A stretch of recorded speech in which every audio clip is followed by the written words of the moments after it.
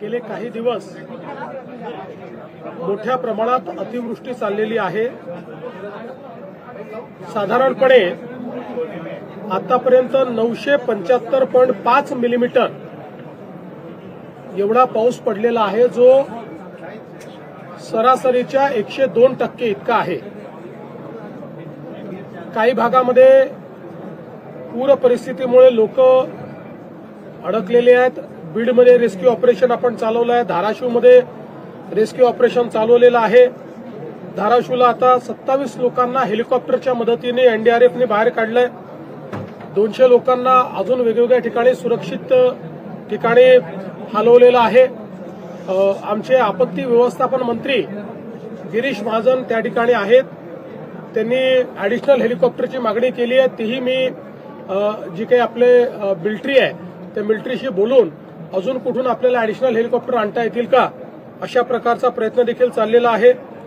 विशेषतः गेल्या काही दिवसांमध्ये अहिल्यानगर, जळगाव, सोलापूर, बीड आणि परभणी या भागामध्ये अतिशय मोठ्या प्रमाणात अतिवृष्टी झालेली आहे। जवळपास यामध्ये 8 जणांचा मृत्यू झालेला आहे, 10 जण हे जखमी झालेले आहेत। आता एनडीआरएफ आणि एसडीआरएफच्या 17 तुकड्या या सगळ्या भागामध्ये त्या ठिकाणी काम करतायत। आपल्याला कल्पना आहे की मागच्या काळातच आपण शेतकऱ्यांचं जे नुकसान झालं त्याचे पंचनामे करण्याचे आदेश आपण दिले होते आणि यावेळी आपण एकत्रित पंचनामे येऊन त्याला एकत्रित मदत करण्याच्या ऐवजी जसे पंचनामे येत आहेत तसं आपण मदत त्या ठिकाणी करतो। त्यामुळे आतापर्यंत आपण 31,64,000 शेतकऱ्यांना 2,215 कोटी रुपयाची मदत करण्याचे GR काढलेले आहेत। यातले जवळपास आता 1,829 कोटी रुपये जिल्ह्यांमध्ये जमाही झालेले आहेत आणि ते पुढच्या 8 ते 10 दिवसामध्ये म्हणजे सुरुवात तर खात्यामध्ये जमा करायला केलीच आहे, पण पूर्ण जमा व्हायला त्याला तेवढा वेळ लागतो। पुढच्या 8 ते 10 दिवसामध्ये हे पैसे जे आहेत ते त्या ठिकाणी आम्ही जमा करणार आहोत।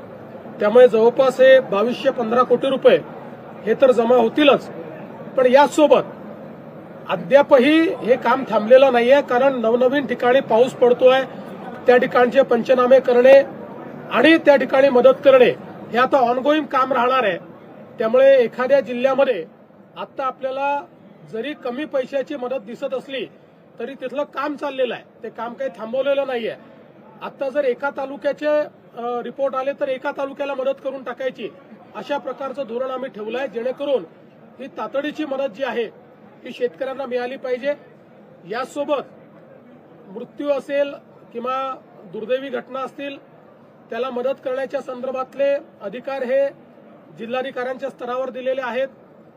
जनावरांचं जे नुकसान आहे त्या संदर्भातले अधिकारही आपण लोकल स्तरावर दिले आहेत।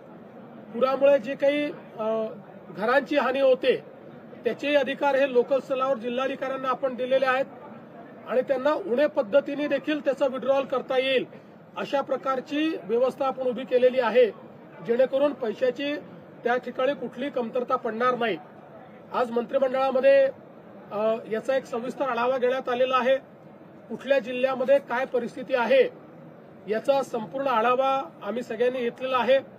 उद्या पालकमंत्र्यांना किंवा सगळ्या मंत्र्यांना या पूरग्रस्त भागामध्ये त्या ठिकाणी आपण सांगितलेलं आहे की त्यांनी भेटी दिल्या पाहिजेत। मी स्वतः देखील काही भागांमध्ये उद्या जाणार आहे।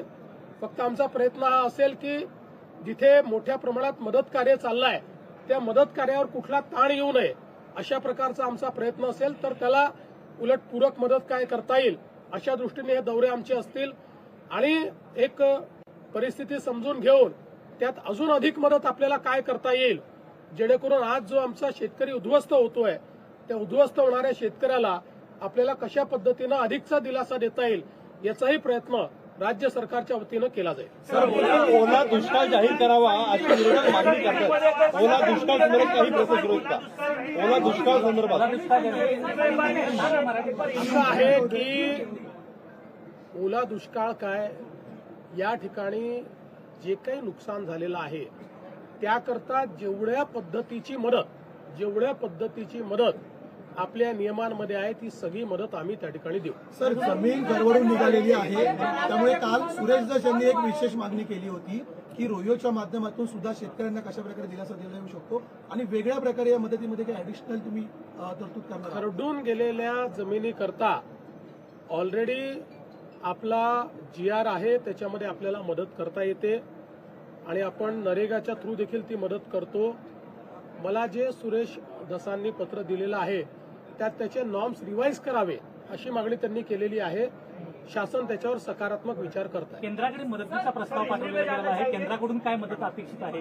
बघा, केंद्राची मदत याला वेळ लागतो, कारण सगळं असेसमेंट करून एकच प्रस्ताव हा केंद्राकडे जातो आणि त्यानंतर केंद्र त्या संदर्भात मदत करतो. पण आपल्याला माहिती आहे की NDRFच्या अंतर्गत केंद्र सरकारने आपल्याला ऍडव्हान्समध्ये पैसे दिलेले असतात, त्यामुळे ते पैसे आपण खर्च करतो आणि आपले पैसे गरज पडली तर आपण त्या ठिकाणी जे काही पैसे लागतील ते देतो आणि त्यानंतर नियमाने केंद्र सरकार आपल्याला मदत करत असते. त्यामुळे केंद्र सरकारची मदत निश्चित घेऊ, ती मदतही मिळेल, पण त्याकरता राज्य सरकार थांबणार नाही. आपल्या शेतकऱ्यांना तातडीची जी काही मदत याच्यामध्ये करता येईल ती सगळी आम्ही करू. सरकारने आज एक GR बाहेर काढलेला आहे. त्यामध्ये 1339 कोटी रुपये जून, जुलै, ऑगस्ट या 3 महिन्यासाठी म्हटलेलं आहे. तुम्ही म्हटलं की 2215 कोटी रुपये काय नेमकं असं आहे, मी पुन्हा सांगतो, सातत्याने आम्ही GR काढतो आहोत. एक सिंगल GR नाही आहे, वेगवेगळे GR निघालेले आहेत. या सगळ्या GRची आतापर्यंत आम्ही रिलीज केलेले जे पैसे आहेत ते 2215 कोटी रुपये आहेत. 2215 कोटी 31,64,000 शेतकऱ्यांकरता. यातले जे खालपर्यंत पोहोचलेले आहेत ते 1829 कोटी पोहोचले आहेत, उरलेले 1-2 दिवसात पोहोचतील. याचं वाटप सुरू झाल्यानंतरही त्याला पूर्ण होण्याकरता 10 ते 12 दिवस लागतात. सर, आज गिरीश महाजन भेट देत असताना काही ठिकाणी अशी परिस्थिती दिसली की पोचता येणं शक्य नाही आहे त्या ठिकाणी अद्यापही. अशा ठिकाणी तातडीची म्हणजे पुनर्वसन तर आहेच, मात्र तातडीची मदत म्हणून काय तातडीची केलं? मदतही त्या ठिकाणी आपण करतो आहोत. जसं मी सांगितलं, काही ठिकाणी लोकांचं स्थलांतरण केलेलं आहे. ज्यांचं स्थलांतरण केलं आहे त्यांच्या पिण्याच्या पाण्याची, जेवणाची व्यवस्था आपण केली आहे, राहण्याची व्यवस्था आपण केलेली आहे. जोपर्यंत त्यांच्या भागातलं पाणी कमी होत नाही आणि त्या ठिकाणी सफाई होत नाही तोपर्यंत त्यांची सगळी व्यवस्था सरकारच्या वतीनं केली जाईल.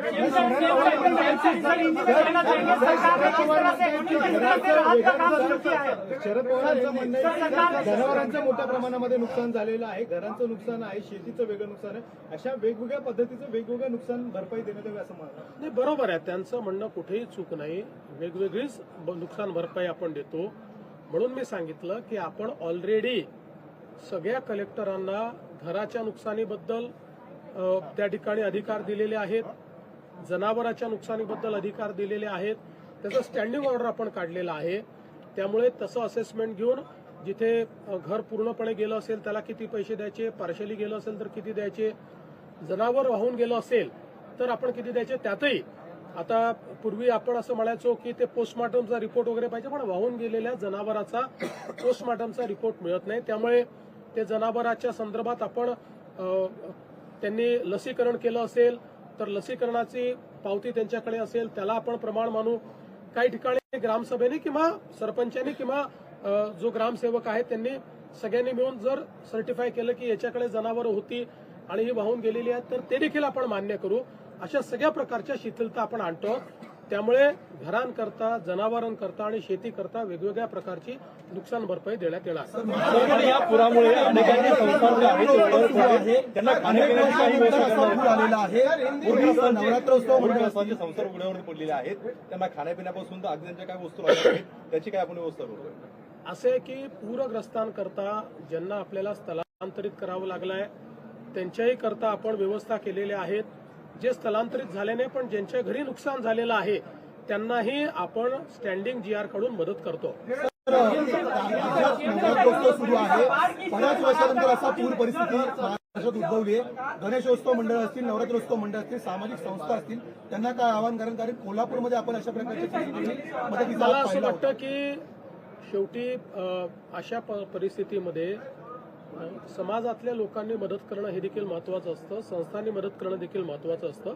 त्यामुळे ज्याला जे शक्य आहे त्यांनी ती मदत केली पाहिजे. पण सरकार मात्र कुठेही मदतीमध्ये मागे राहणार नाही. उद्धव ठाकरे म्हणतात की मराठवाड्याला सापत्य वागणूक दिली जाते. कुठलेही मंत्री असतील, मुख्यमंत्री असतील, ते अद्याप मराठवाड्याकडे फिरकले नाहीत. केंद्राकडून एक 10,000 कोटीची मदत दिली पाहिजे. पहिल्यांदा तर जवळजवळ सगळे पालकमंत्री आपापल्या क्षेत्रात जाऊन आले, मराठवाड्यात जाऊन आलेले आहेत आणि उद्या देखील जाणार आहेत. मी स्वतःही जाणार आहे. आता खरं म्हणजे मला याचं राजकीयकरण करायचं नाही, पण अशी मागणी उद्धवजींनी करणं हे किती हास्यास्पद आहे. कारण त्यांच्या काळामध्ये ज्यावेळेस अशा प्रकारची घटना झाली होती त्यावेळेस लाल कार्पेटवर काय झालं होतं मला आता त्याच्यात जायचं नाहीये. पण ठीक आहे, त्यांनी राजकारण करू नये अशी माझी अपेक्षा आहे. लोकांना अशा काळामध्ये राजकारण अपेक्षित नसतं. सगळ्यांनी मिळून लोकांना मदत केली पाहिजे. पण दुर्दैवाने आपल्या राज्यामध्ये काही पक्षांना प्रत्येक गोष्टीत राजकारण करायचं असतं. त्यामुळे मी त्यांच्या राजकारणाकडे लक्ष देणार नाही. यामध्ये जी काही मदत आहे ती आम्ही करू आणि केंद्र सरकारने मदत करेल.